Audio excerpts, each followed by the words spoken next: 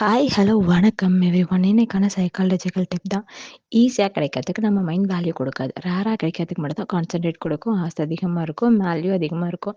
மனசுக்குள்ள என்ன நடக்குது? ஒரு விஷயம் லிமிட்டட்னு தோணும்போது மிஸ் ஆகிடுமோன்னு பயம் வரும். பிரைன் அலர்ட் மோடுக்கு போகும். லாஜிக் குறையும். எமோஷனல் கண்ட்ரோல் எடுக்கும். அத நம்ம அவசர கால முடிவு அப்படின்னு சொல்றோம். Daily life examples. Last one piece only. Offer இன்னோடயே முடியுது.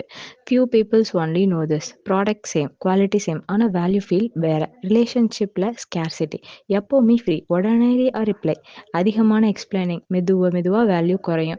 ஆனா, நீங்க வந்துட்டு உங்களோட வேலை, உங்களோட கோல், உங்களோட ஸ்பேஸ்னால உங்கள என்கேஜ்டா வச்சுக்கிட்டீங்கன்னா, அட்ராக்ஷன் ஆட்டோமேட்டிக்கா அதிகமாகும். ஸ்கேர்சிட்டி இக்னோர் பண்றதுல, ஸ்கேர்சிட்டி செல்ஃப் ரெஸ்பெக்ட். பேசும்போது பயன்படுத்துறது.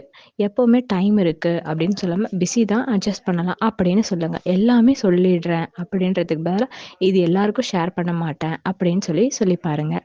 உங்க டைம்க்கு வேல்யூ குடுங்க. ஓவர் அவைலபிலிட்டிய நிறுத்துங்க. எல்லோருக்கும் அக்சஸ் தராதீங்க. இதுதான் ரியல் பவர்.